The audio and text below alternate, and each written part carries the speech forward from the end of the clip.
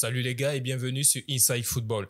Un nouvel épisode où on va décrypter l'actualité des footballeurs camerounais sur le plan international. Etienne Eto'o Pineda, fils de la légende camerounaise Samuel Eto'o fils et gros espoir du football camerounais, vit une situation assez critique actuellement du côté du Rayo Vallecano. Après avoir participé aux deux premiers matchs du Rayo Vallecano lors de ce stage estival face à Genk et aussi au club néerlandais Pexol, Etienne Eto'o Pineda semblait bien parti pour intégrer l'effectif d'Inigo Pérez. Mais à l'heure où je vous parle, les choses ne se passent pas comme l'avait pressenti le joueur camerounais. Lors des deux derniers matchs du Rayo Vallecano face à l'Atlético Madrid et West Bromwich Albion, le Camerounais n'a participé à aucune de ces rencontres et pire encore, il n'était même pas sur la feuille de match. Les gars, ce sont des signes qui ne trompent pas. Plusieurs observateurs du côté du Rayo Vallecano, Etienne Eto'o Pineda, n'auraient pas satisfait son coach et le staff. Actuellement où je vous parle, le Rayo Vallecano ne serait pas contre un prêt ou un départ d'Etienne Eto'o. Peut-être un passage dans un championnat inférieur pourrait donner du temps de jeu à notre jeune joueur,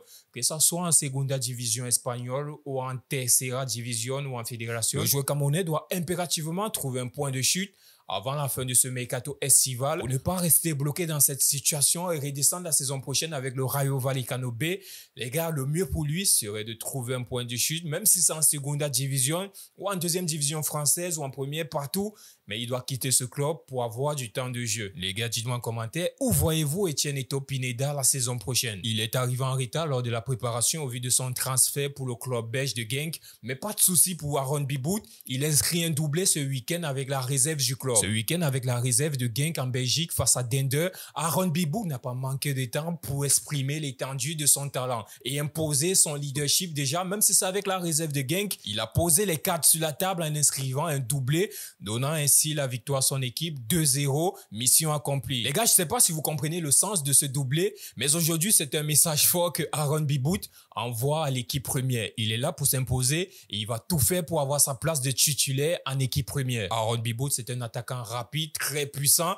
Il a aussi cette faculté de jouer au but incroyable. Il a les cartes et les moyens aujourd'hui de pouvoir s'imposer en première division belge. Les gars, actuellement, on se demande juste à quand le premier match d'Aaron Bibout avec l'équipe première de Genk en Jupiler Pro League. Les gars, dites-moi en commentaire combien de buts pour Aaron Bibout la saison prochaine. Il s'appelle Didier Lamkelze. C'est le Zlatan Ibrahimovic du football camerounais. Lorsque tu veux parler de clash, de statistiques ou encore de performance, appelle juste Didier Lamkelze. Aujourd'hui, l'international camerounais est devenu roi dans son club en Chine. C'est la 20e journée de Super League chinois. Guindao affronte Yunnan et sur la pelouse, il y a un seul homme qui fait basculer le match. Il s'appelle Didier Lamkelze. Au résultat, un doublé, une passe décisive, Didier Lamkelze a terminé le jeu avec le Guindao. Aujourd'hui, il a un rôle de cadre et de leader offensif dans cette équipe. À chaque ballon touché, à chaque contrôle de balle, Didier Lamkelze sur une pelouse de Super League chinois, c'est le feu. Ce match confirme juste la super forme actuelle de Didier Lamkelze. Rapide, efficace, avec un gros sens de tueur devant les buts. Pour ceux qui ont vu Didier Lamkelze évoluer à l'UFBC en 2011, en 2012,